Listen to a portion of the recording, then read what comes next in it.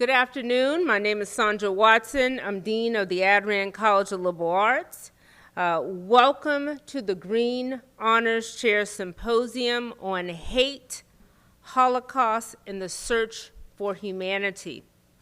Before I provide brief remarks on the Green Honors Chair and its importance here at TCU, I'd like to extend my sincere gratitude to the organizers of this conference, Dr. Santiago Piñon, Dr. Ariel Feldman, along with Dean Heath Einstein, Howard Rosenthal, Reverend Leah McCracken, Dr. Suki John, Ms. Mimi Zimmerman, Michael Shanslin, and Ulrika Schrag.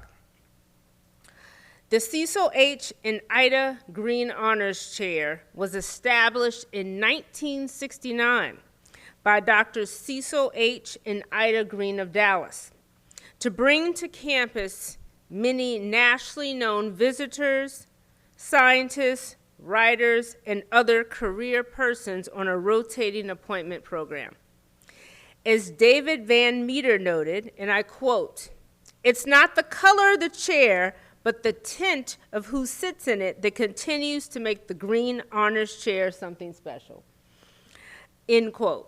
The Cecil H. and Ida Green Honors Chair program brings scholars and artists of national and international stature to campus for short residencies to stimulate new ideas, enrich intellectual exchange, and nurture relations with surrounding communities. A list of a few notable past TCU Green Honors Chairs include Khalil Muhammad, Ayanna Thompson, Laura Putnam, and Amina Beverly McLeod. Today's panelists join this elite group of national and international scholars who are here to shed light on hate, Holocaust, and the search for humanity. And they're doing this to stimulate new ideas, enrich intellectual exchange, and nurture relations with our surrounding communities. I look forward to a very stimulating panel, and I'd like to welcome all of you. Thank you.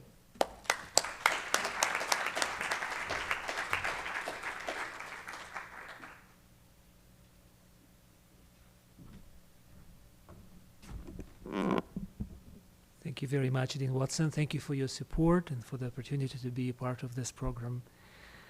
Friends, we have been deliberating for a long time with Dr. Piñon how we do this. We have this wonderful group of people on the stage, and we're thinking how we go about making them known to you, making their stories known to you. So we thought that each of us here who is responsible for the program will introduce one of the speakers, and then you will see how the program unfolds as we talk about their stories and accounts. So it is my pleasure to introduce this afternoon to you, Ms. Rosalind Bagriansky-Zerner. Ms. Zerner, thank you very much for being here. Ms. Zerner survived the Holocaust in Lithuania after being interned in the Kovno ghetto, in hiding and on the run. And after the war, with her family, she was able to escape the Soviet-regulated Lithuania through Poland, Czechoslovakia, Hungary, Austria, Italy, and finally, she made it safely to the shores of the United States. She mentions in her biography that she only considered her parents to be survivors for a while, and only in 2000, is that right, she realized that she is too having a story to tell, a story that she was in a way blocking from her own memory and feelings.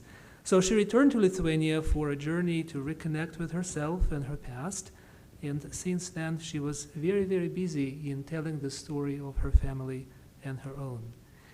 For a while she lived in Boston, and now she's here with us in Texas since 2013.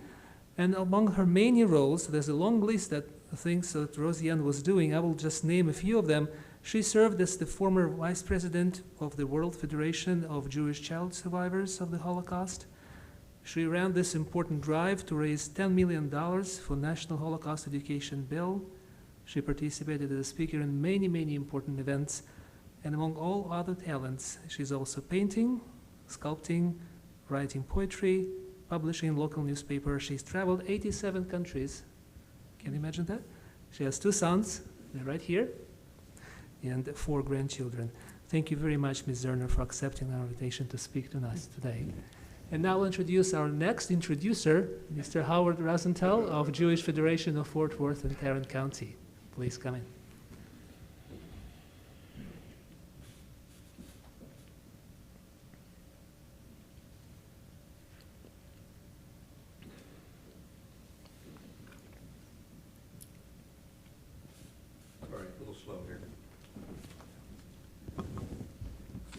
Thank you, Ariel. Want to just make a few remarks about Julie Kohner, who's here with us today. Julie has been a Jewish educator for over 30 years, the master's degree in educational counseling.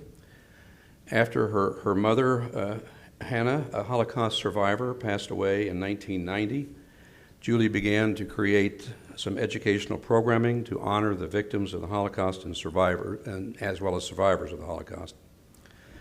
Her goal was to teach the Holocaust as seen through her mother's eyes. This was the beginning of Voices of the Generations, a unique and personal approach to Holocaust education. I encourage you to come to this same room tonight at 7 o'clock to hear in great detail about that work, the Voices of the Generations. Julie has presented the Voices for the past 30 plus years. Also, her parents wrote an autobiography, Hannah and Walter, A Love Story, which traces their journey from the 1930s pre-war Europe to reuniting after the end of the war. She has also traveled extensively throughout Europe to many of the places where her parents described in their book, and she has conducted interviews with survivors whose experiences paralleled her mother's story of survival. As a result, Julie became the voice of her parents and of the survivors who shared her parents' story for future generations. Voices of the Generations is a nonprofit organization. It's been presented throughout the United States as well as Canada, Europe, and Australia. Programs have been sponsored by Jewish federations like ours, as well as community centers, churches, schools, museums, and also at film festivals. Julie has a published curriculum to accompany Hannah and Walter, A Love Story, preparing educators how to teach the Holocaust.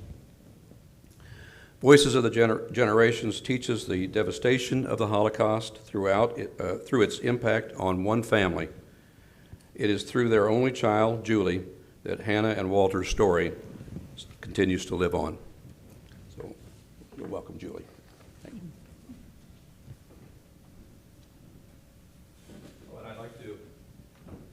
I guess I get the honor of introducing again Professor Pignon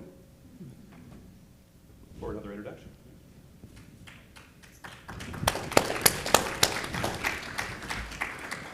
Thank you, Howard, Ariel, many others that were a part of this. Many others participated in putting this event together, and so I want to thank everyone, and I don't want to take any more time away from our speakers. What? So what I'm going to do is I'm going to introduce Dr. Berenbaum, who will be moderating the conversation. Ms. Zerner will be speaking first, and then Ms. Kohner will be speaking afterward. And Dr. Berenbaum is the referee. Dr. Berenbaum is a writer, lecturer, and teacher consulting in the conceptual development of museums and the development of historical films. He is the director of the Sigi Ziering Institute, exploring the ethical and religious implications of the Holocaust at the American Jewish University, formerly the University of Judaism, where he is also a professor of Jewish studies. In the past, he has served as a Weinstein Gold Distinguished Visiting Professor at Chapman University, the Podlik Distinguished Visitor at Claremont McKenna College, the Ida E. King Distinguished Professor of Holocaust Studies at Richard Stockton College for 1999 to 2000, and the Strassler Family Distinguished Visiting Professor of Holocaust Studies at Clark University in 2000. And so with that, if you will join me in welcoming the panelists and Dr. Berenbaum to this event.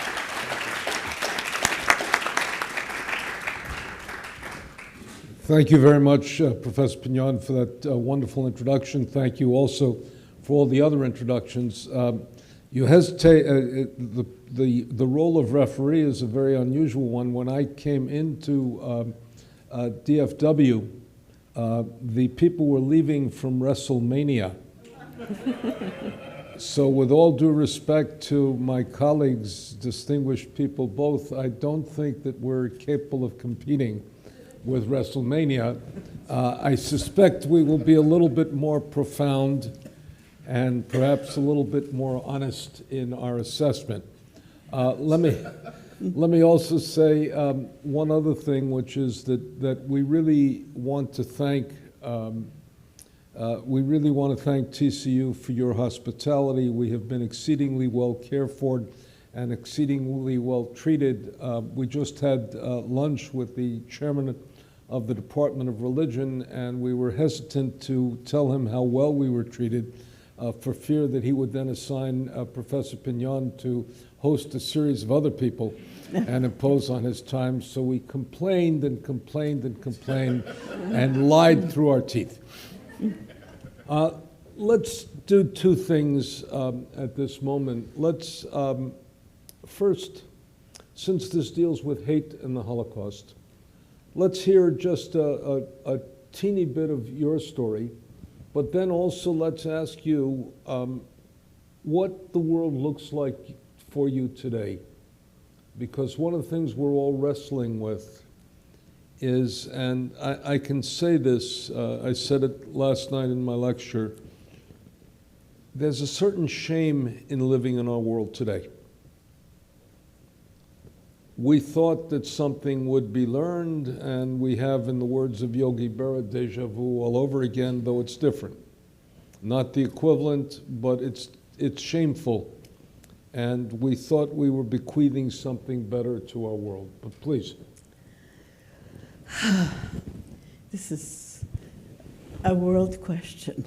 In Judaism, we are commanded to repair a broken world, tikkun olam, and right now we're facing that. We're facing that worldwide, and we're facing that personally, because we are in a chaotic situation where things are becoming too surreal to understand completely. We don't know what's between the headlines. We don't know what the greater plan is.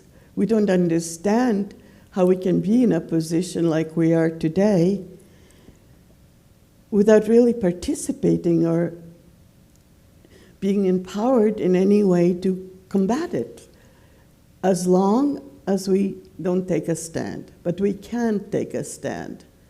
We have it in ourselves to make a difference.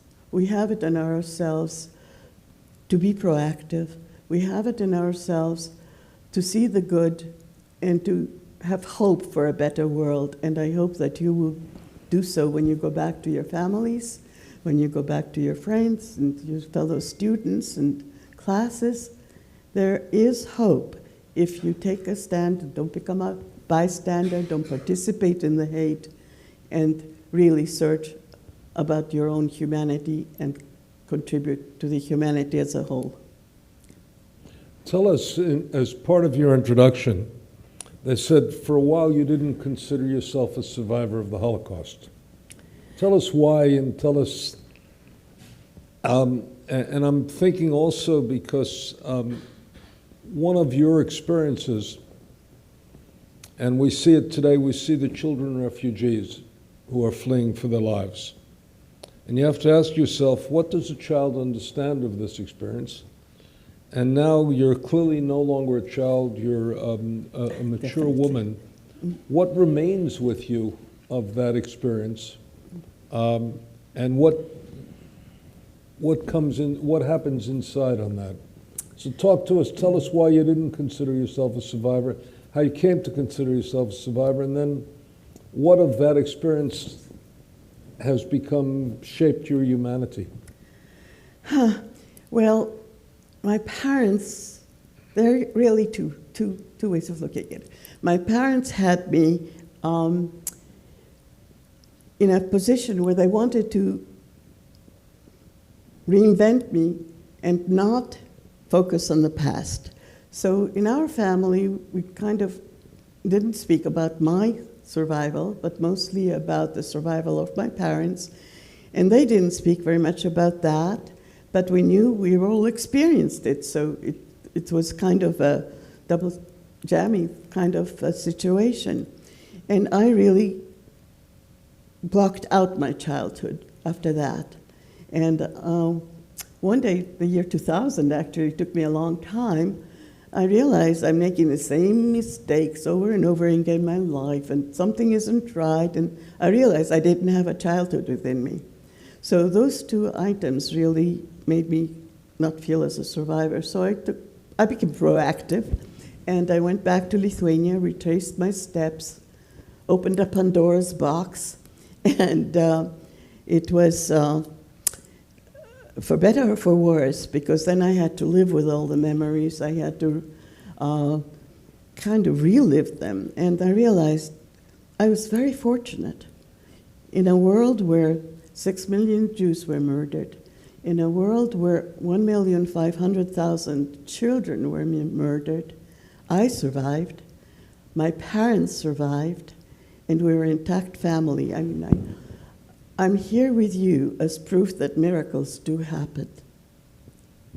And I wouldn't be here if some rescuers didn't stand up and face the tide of evil and inhumane hatred that was around us, and the murderers' sadistic ideologies that were happening. So those are the two reasons that I didn't do it. But I went back to Lithuania, and since then, I've actually lived my life in gratitude, and I try to give back. I'm the part of the last generation of eyewitnesses, so I have to do what I'm doing. I also commemorate the victims of the Holocaust as much as I can, and honor the survivors as much as I can with my deeds. And it's my life, because I'm now reconciled with who I am and who I was, and what the message is that I can give to you, hopefully that there will be a lesson. Yeah. Now, let me ask you one more question before we switch to Julie, and then we'll mix it up all the way through. You know that I've worked with children survivors of the Holocaust. There's a difference you have to remember, and we see the difference here. You are a child survivor of the Holocaust. Julie is a child of survivors of the Holocaust. You lived the experience, she inherited the experience, and in one sense you were born as testament to the future. And remember, bring a child into the world is one of the ultimate statements of hope. Bring a child into the world once you've been surrounded by death and destruction is an even greater statement of hope, because it's a defiance of despair. But one of the things that many children's survivors found was that their own experience wasn't particularly respected for a while. Mm-hmm. People felt, what did you remember? You were only a child. Mm-hmm. But what do children remember? What before you went back to Lithuania, what did you remember of your experience? I knew the scars. I didn't know the experiences. But the scars were the typical trust and fear and all the things that were ingrained in me because I lived it. So, and you're so right about the traumas that children have were ignored for quite a long time, and they're transmitted even to our children, but they don't. It manifests in different formats, so it's not really that clear. Different research has proven so much different things. The other part of the question was that I was a child survivor, but I was a survivor, and I was sandwiched because my parents were survivors, so I was a child of survivors as well as survivor, so I had the double traumas, you know. So that was another thing I had to face in both And they had, directions. and they, in one sense, had to heal you while they were healing themselves, I had to heal them and too. you had to heal them while they were trying to heal. And the other part of it, I'm going to be philosophical for a moment.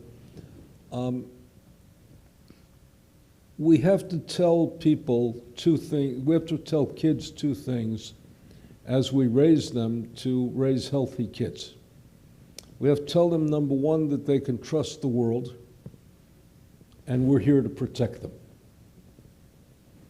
And when you think of the victimization that takes place in an event like the Shoah, and you begin to understand that, number one, the world is not trustworthy for everyone, and number two, we're not quite capable of protecting them, though you survived with your parents, which was an atypical experience.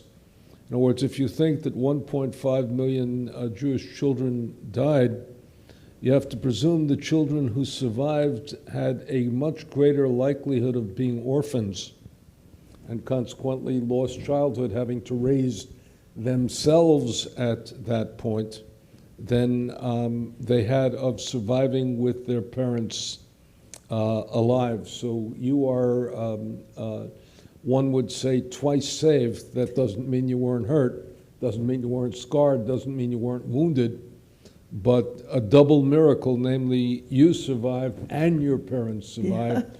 And the third is that they survived together. Because, especially in Lithuania. And especially in Lithuania, where the death ratio in Lithuania was exceedingly high, and very, very, very high. And you had, a double sense of mass killing. You murdered by bullets, and then you, in certain respects where the community continued to live, you murdered then in deportation to death camps. So if you escaped one, you could get clobbered by the other. My advice to anyone was don't be a Jew in Lithuania during the years 1941 through 1944.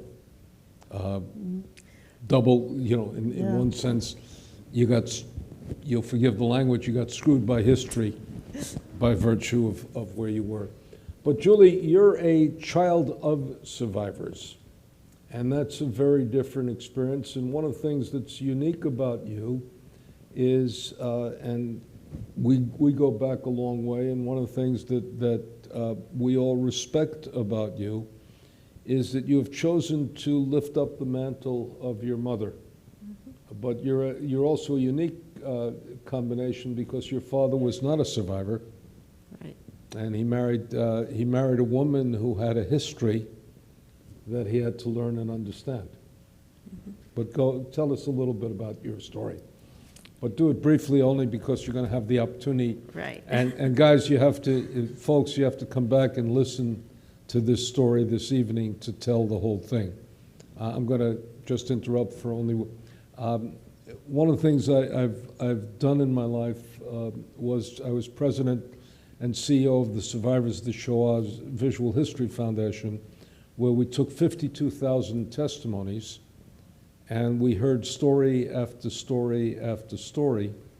And the one thing I can tell you is however many stories you hear, each one is more fascinating than the other, and more dramatic and more vital than the other. But your parents had quite a story. So tell us a little bit about their story and then how you chose to take this into yourself.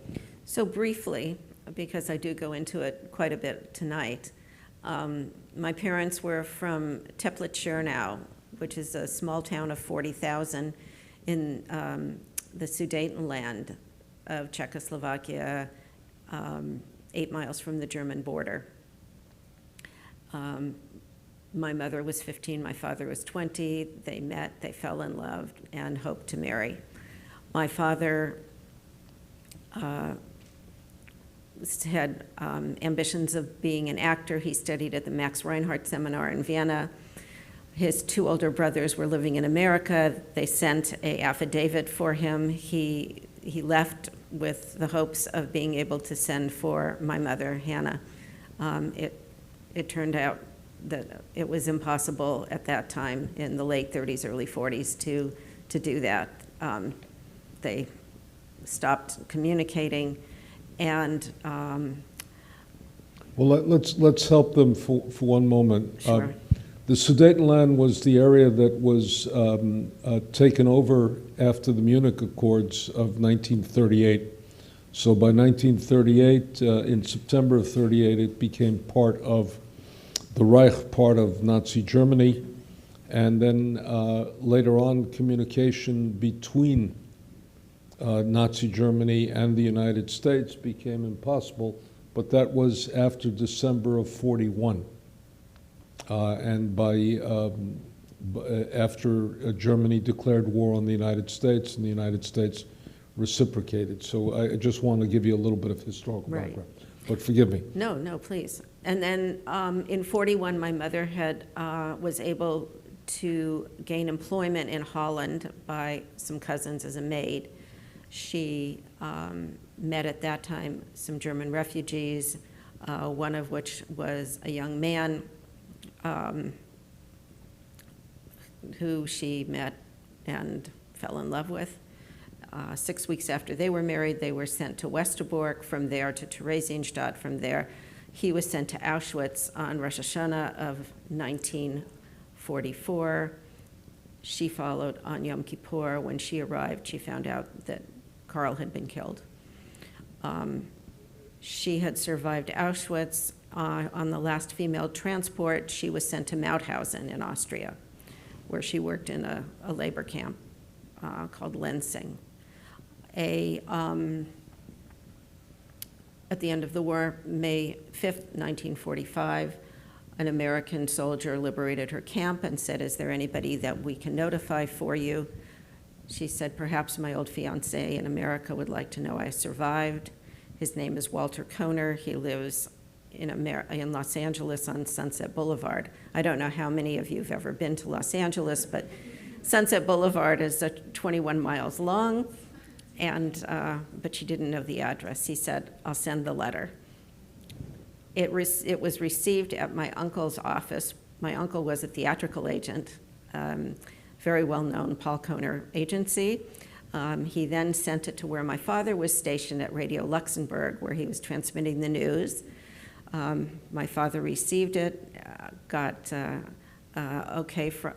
permission from his company commander, went on a search through Europe, first to Teplitz, his hometown. No Jews had returned. Then to Prague. He happened to see a man standing in the street. It was her brother who had survived Auschwitz. And he had told my father perhaps she went to Amsterdam. He went to Amsterdam, looked on repatriation center lists, found her name, went to the house that she was staying at, and they were reconnected. They got married. 46, moved to Los Angeles. 10 years later. I'm going to only interrupt you. I'm going to teach you all a Yiddish word. There's a Yiddish word that describes this, which is called bashert. Right? Right. And bashert means, as it were, destined, but blessed in a destined way.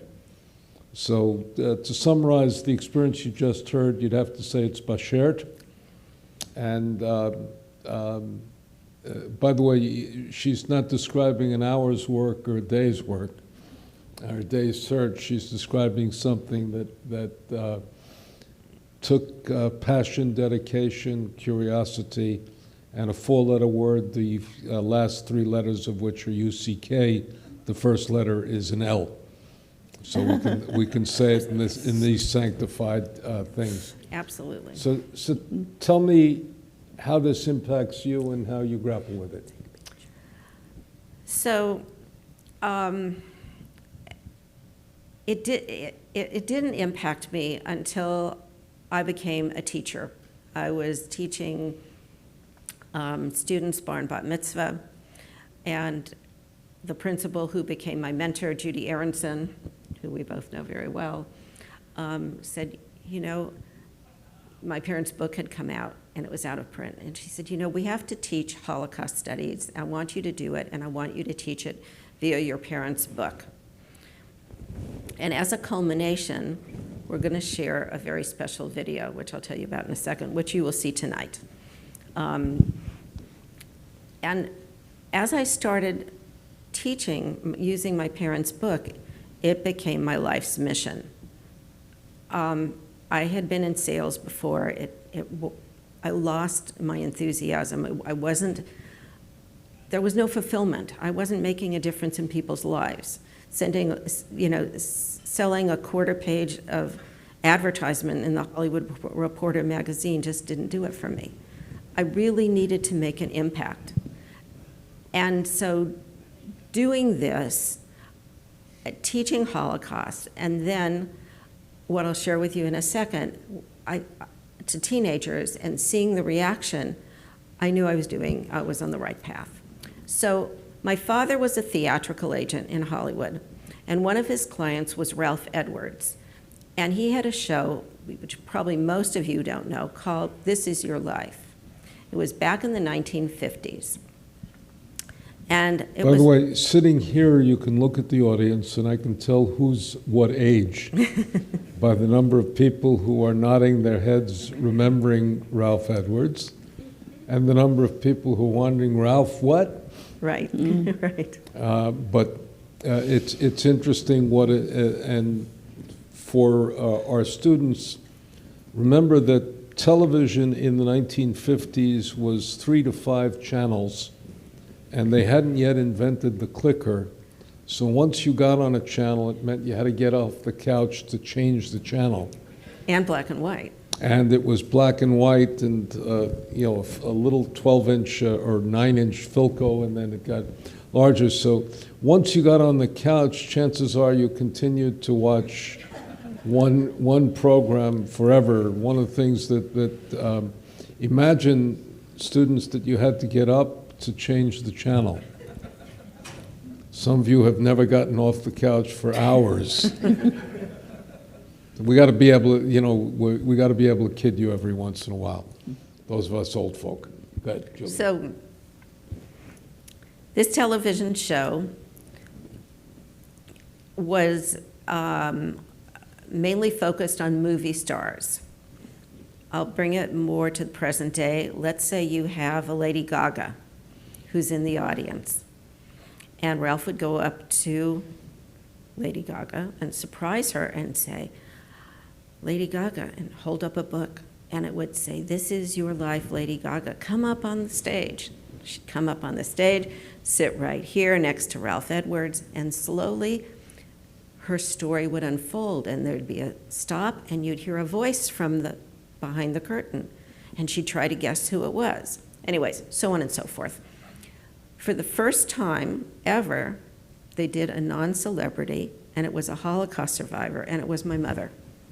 And this is the show you're going to see tonight, so you all come. I'm not going to tell you any more about it and who the guests are, but it was one of the most watched television shows of the time. And again, it was 8 years after the war, where people weren't talking about Holocaust in their homes, let alone on national television. And let me just Yeah, interrupt. I was a kid then, and this was also the first time you heard it as a complete story, with, as it were, a beginning, middle, and end, because at that point, survivors, if they were talking, it was a fragment of memory. Think of sometimes of memories you try to repress, which come back to you like flashes, and then you try to forget it. But this was the first complete narration, as it were, with a beginning, middle, and end. And that was its power, and that meant it was a complete story, because the rest of it, we had, I'm of the age where I was educated in Hebrew-speaking Jewish day schools, so my teachers were either survivors or refugees, and we only heard words. death, camps, children. Or we saw tattoos and didn't understand why tattoos. And this is a complete story which comes on national TV on one of the most watched television stations, television programs in television at that point. Right, right. Now, talk about how you took this on as an experience and what that means to the way you want, both of you want to make a difference in this world. How do you look at this world that you're trying to make a difference in?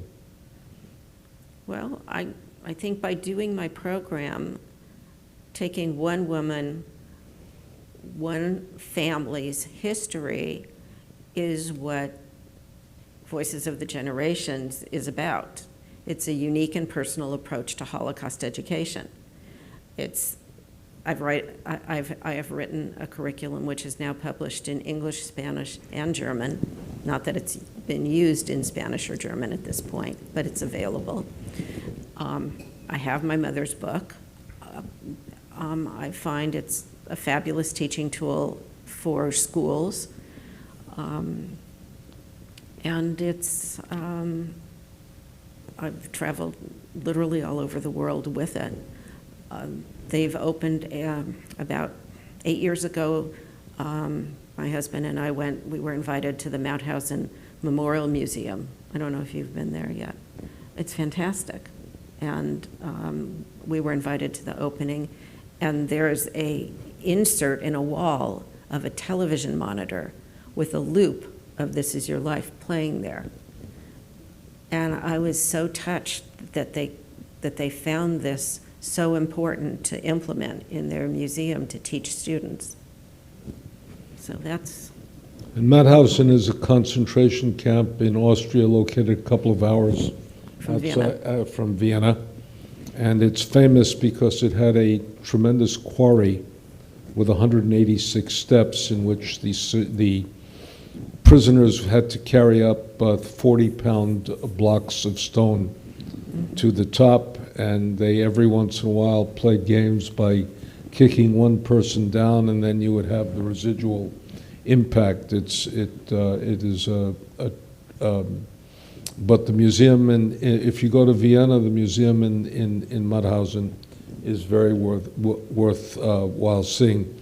Let me talk to both of you in one sense,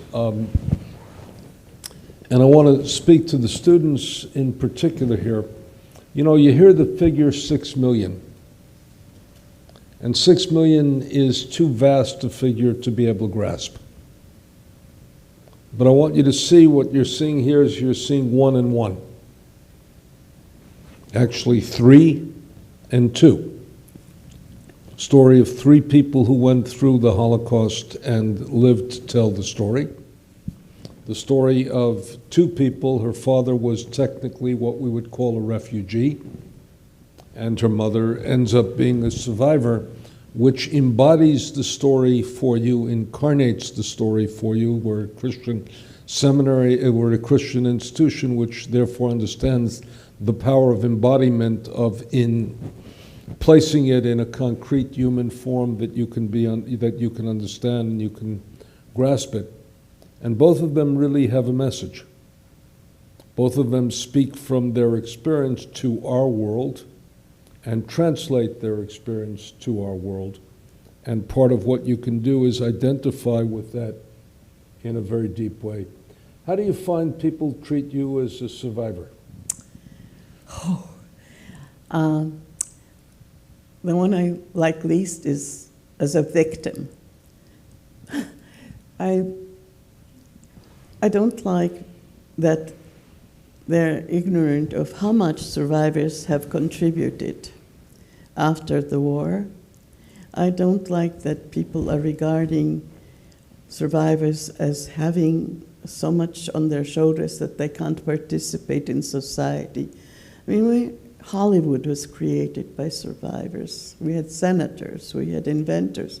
You know how many Nobel Prizes there were by survivors? So that's the one thing that I find among Jews is the resilience and the wish to contribute and live a full life.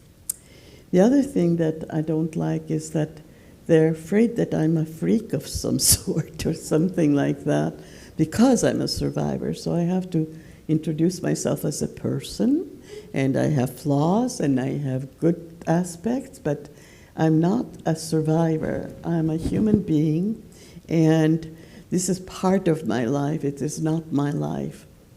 So that's basically where I stand.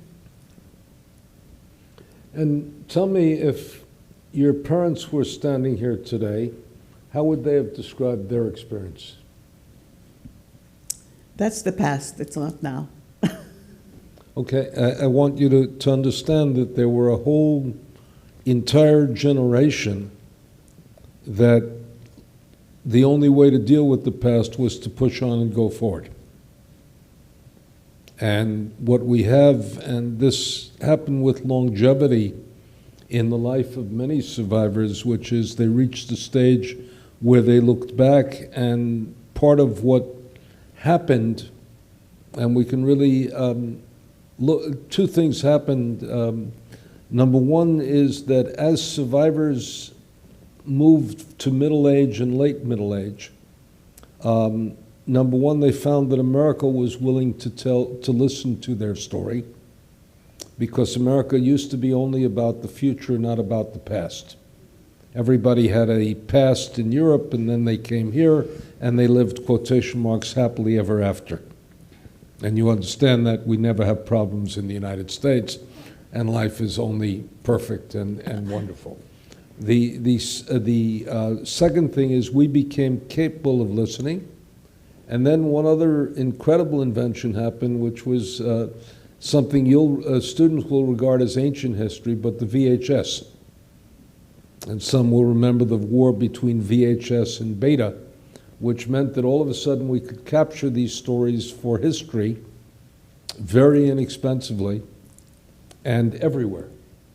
And consequently, we were able to marshal testimony, which has an incredible thing. And I want to ask you, Julie, how empowered does the fact that your mother's story has a literal program with testimony and with the original story, how empowered does that make the work you do, as we're going to see tonight? You're going to be witnesses to that tonight. Think of what a tremendous teaching tool she has to tell the story. It's invaluable.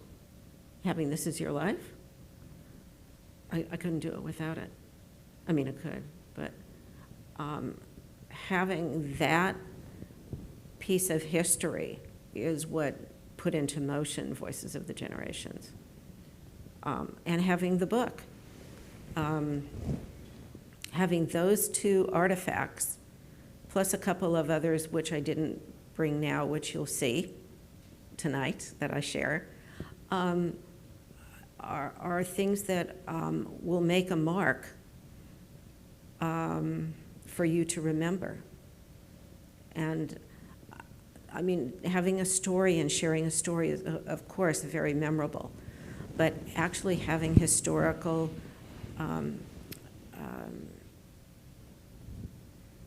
again, having the show and having a book and these teaching tools and having a curriculum and having these other artifacts, I think make people remember so much more. And Julie, if you're not going to talk about it tonight, let me ask one question. What did This Is Your Life, what was its impact on your mother? You know, that's a really good question. Unfortunately, I never asked her because I hadn't started the program until after she passed away. But I did ask my uncle, because I did interviews with my uncle as well, which some of the students, if they're here today, saw echoes of the past this morning. And one of the questions I asked him is, you know, I never got to ask my mom how she felt about being on the show. Can you tell me? And he, by the way, was a psychiatrist, which of course was very interesting.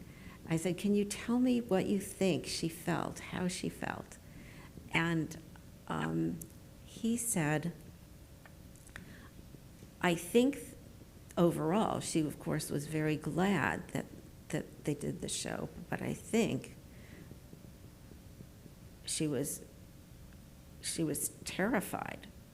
You know, she was in shock when it happened. But as you see her on the show is how she is. She's the glass is half full kind of person. I don't know if you remember when you saw it initially. She was very vivacious, very full of life.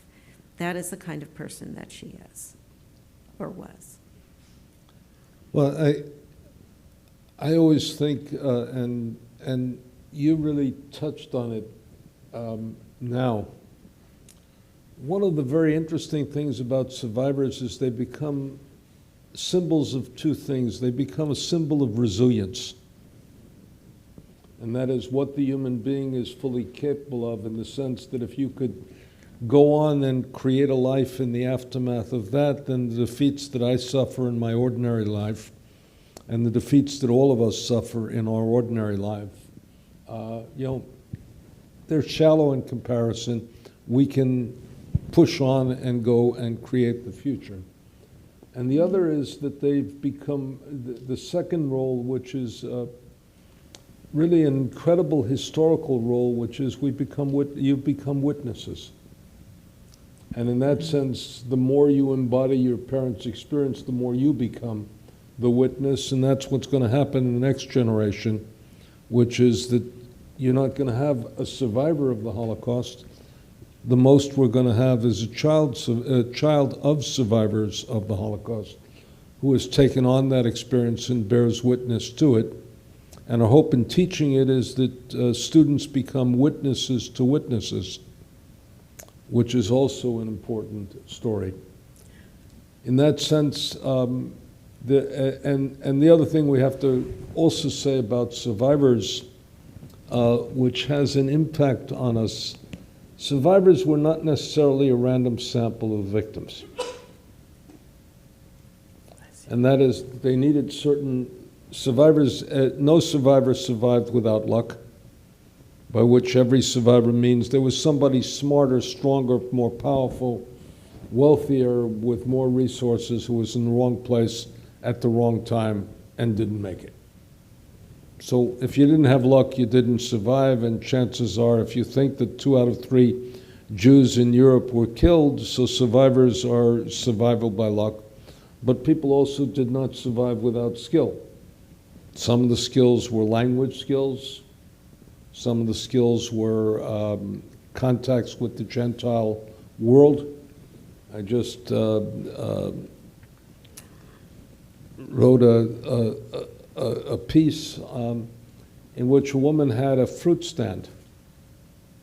Now you don't think of a fruit stand as a means of survival, but a fruit stand meant that she was buying from farmers and she was selling to the rest of the population, and that gave her contacts with farmers, which meant when she escaped from the ghetto and walked into the farm country, she had people she knew, a couple of whom liked her, and therefore made so. In that sense, tell us for 1 second a little bit about what skills your parents brought to their struggle for survival. My parents really didn't encourage me in any way that way, and they didn't do much of it either. I mean, I had to almost force them to do testimonies for Spielberg, and I didn't do it at that time myself. But one of the things that you said is that brought this to my mind. Jews have a generational aspect where they repeat, like in religion, all over the world. The stories are the same on Passover, and they repeat. And we're commanded, actually, to have remembrance, like Zachor and Lo Tishkach. And this is part of the Jewish culture and psyche, basically, that we remember our forefathers. We remember the biblical commands. It's all history that we live today as Jews, if we are observant in that respect, and that we continue to convey to other generations to come. And in a way, that way Hitler lost, because we have our children, we have our grandchildren, and there are, 15 million Jews in the world today? And we are all here to prove that, it didn't happen the way you wanted it. So, does that answer your question, actually? It not only answers it, but it's a very important transition to one of the things we also do, which I think is inherent in the Jewish narrative, is we then ethicize it, meaning we make it into an ethic. Yeah. And if you think, those of you who have studied the Bible, and since I've met a series of biblical scholars at TCU, I hope, and you guys have to take religion courses, I hope that many of you have read the Bible, know that the largest reason for any commandment in the Bible is because remember that you were slaves in the land of Egypt. And remember your liberation from Egypt, but the end result of that is an ethic. And part of what you said, which I heard deeply, is the ethic that you're not going to be a bystander, you're not going to turn your back, you're not going to be indifferent, you're not going to allow the world to forget. And that's not only about the past, but it's about to be sensitive to the catastrophes of the current time. And you transmit that to your children and your children's children. And part of that is the way in which we make it an ethical imperative. And that's the reason that when you deal with the Holocaust, you're not only dealing with history, but you're dealing with the imperative of memory. And that philosophically becomes very, to my mind, very important and essential, and part of what both of you embody in the type of work that you're doing. I'm ironically not a child of, not ironically, I'm not a child of survivors. My parents, my grandparents had the wisdom to leave Europe. As I say jokingly, my grandparents were both unsuccessful in Europe. Therefore, they got out. They came to America for economic opportunity and freedom of religion. Therefore, my parents were not killed, and I ended up being born. So if my grandparents were successful, they may have stayed longer, and my parents would have never survived. I would have never been born, so I am the privilege of the unsuccessful grandparents. Turned out to be wonderful people. They made a life in the United States, but had they been successful in Europe, and the reason I know that, by the way, is because I told the story last night that one of my father's cousins was the success in the family.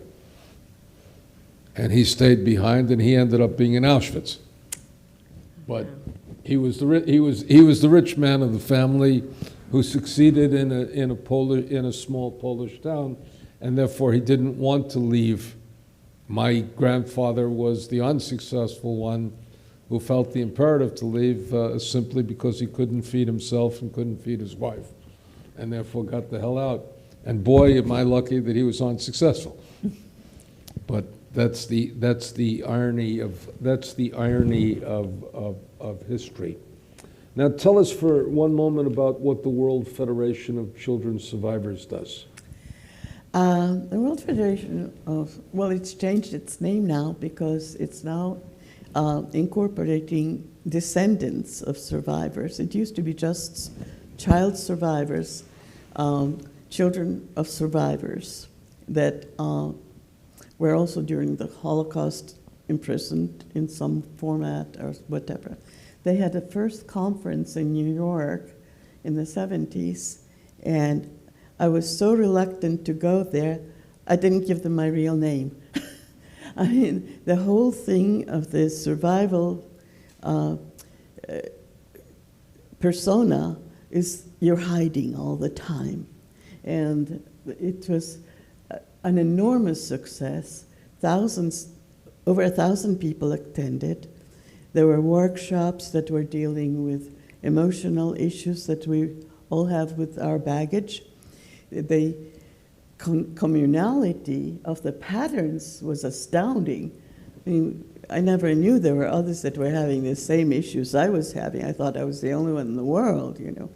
And that became an organization that was devoted entirely to children of survivors at one point.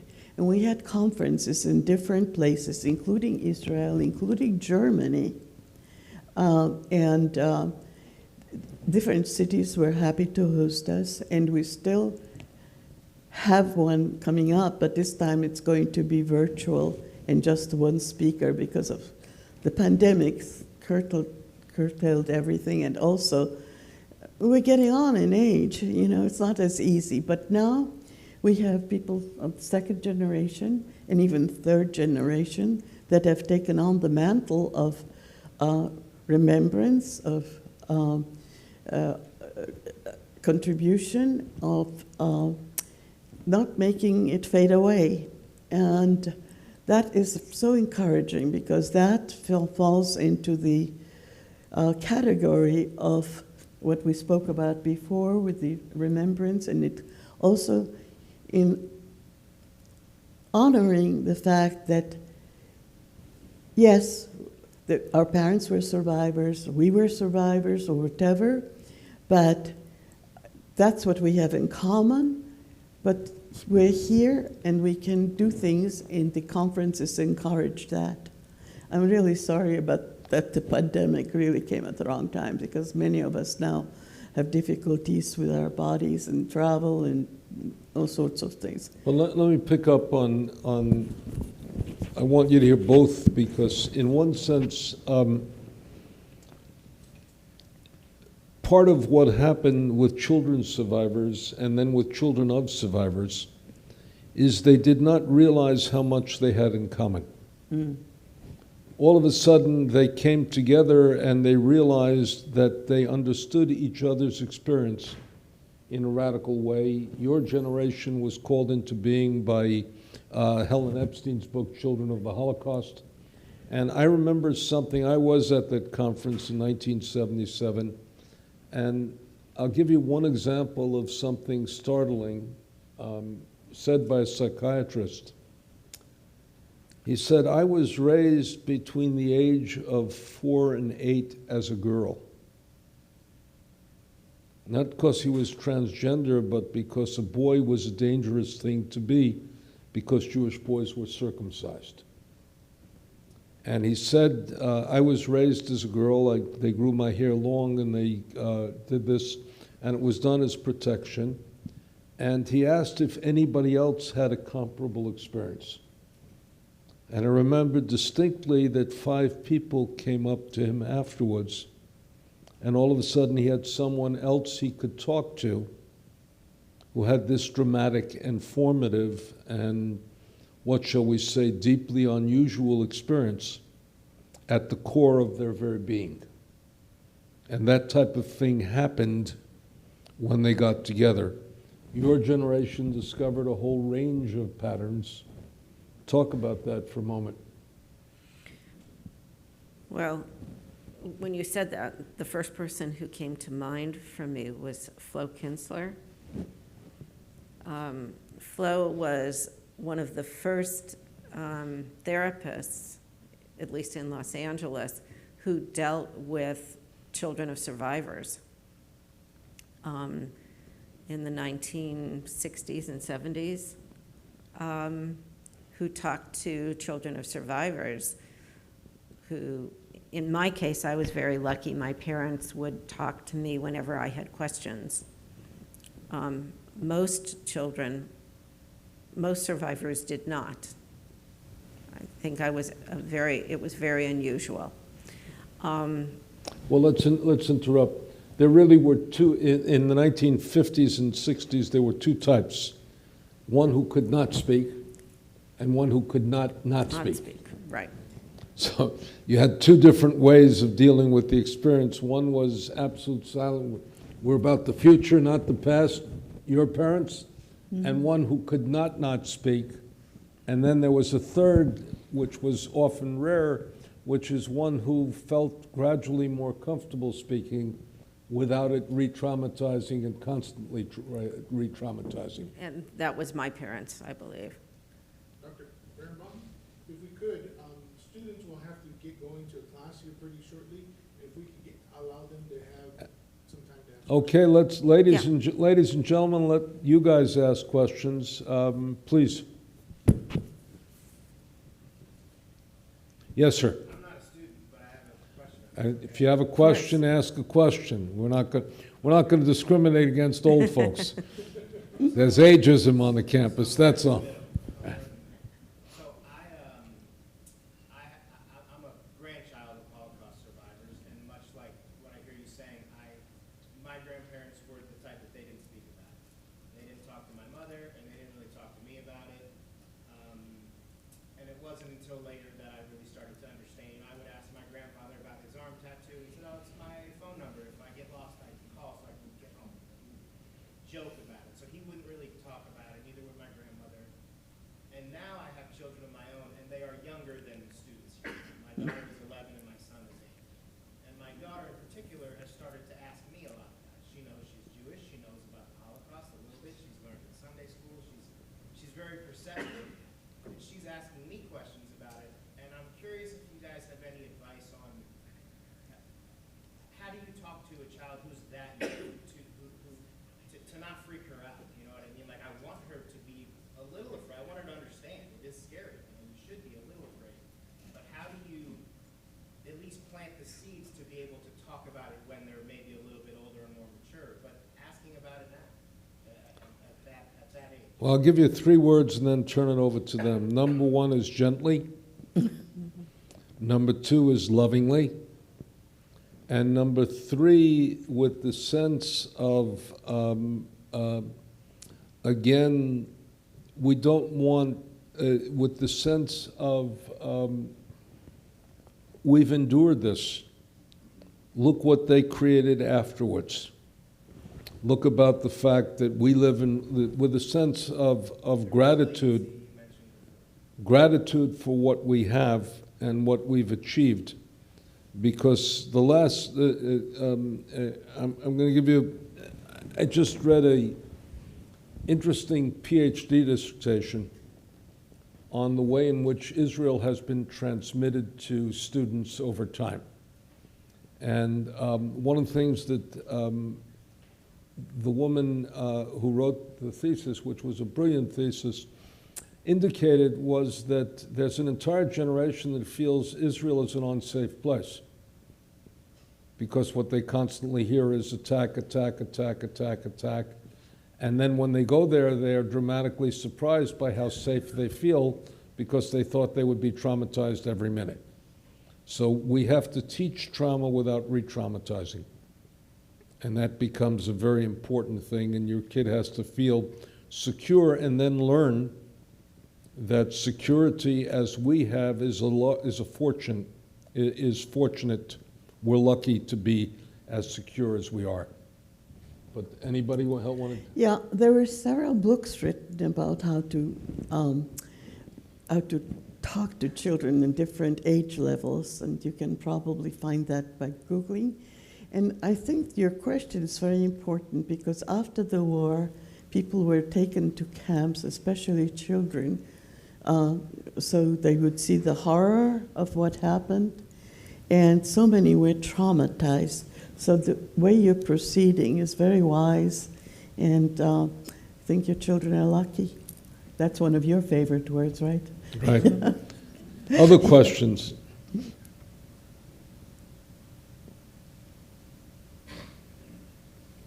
Okay, we thank you, ladies and gentlemen, Thank very you. much. What, we got, okay, Oh.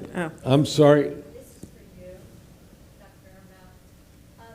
You're not a child of survivors. You were raised in the United States. I'm wondering why you chose to make this your life's work. Okay, well, I'll give you a short answer to that, but I was raised in Hebrew-speaking Jewish day schools. My teachers were either survivors or refugees because they were trained in Hebrew. And by the way, when I was trained in Hebrew, Israel was just getting started, and consequently, only the absolutely dedicated Hebraists were my teachers. I jokingly said that I learned Hebrew in a Shakespearean way. When I asked for directions, I said, if your heart inclineth in my direction, would you kindly indicate to me, thy humble servant, what is the proper path upon which one should take to reach his anointed destination? And the guy understood everything I said and laughed in my face, and I gradually had to understand something else. And then I also used to make a funny mistake, which is Hebrew makes a distinction between I know you in the biblical sense of knowledge and I have your acquaintance.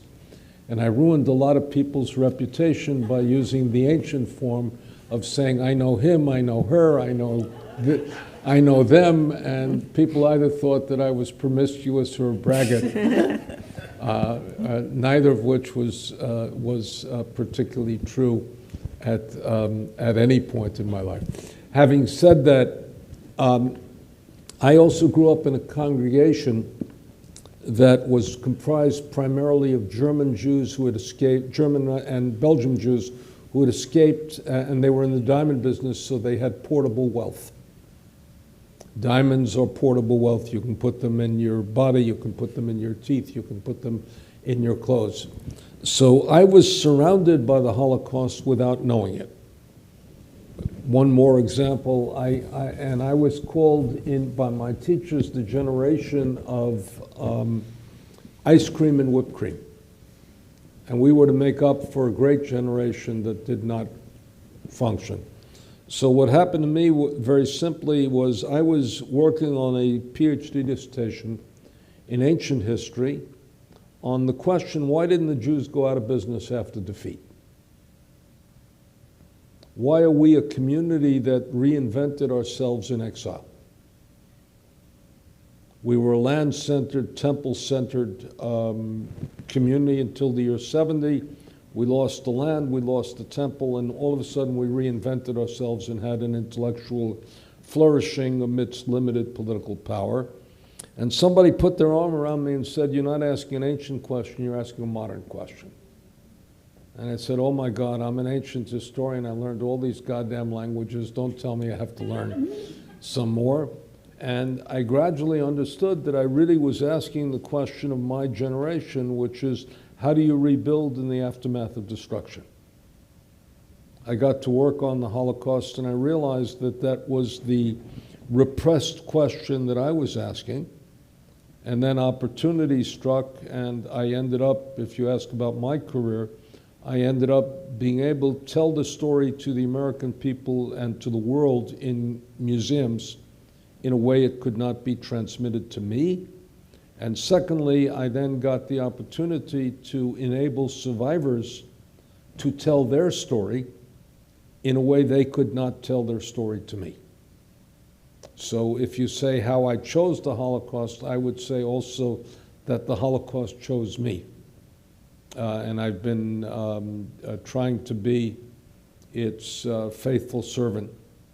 And in terms of, and you just saw it here, in terms of the depth, the interest, the fascination, the magnitude, the importance, the significance, all of that, that's why it's never ceased to interest me.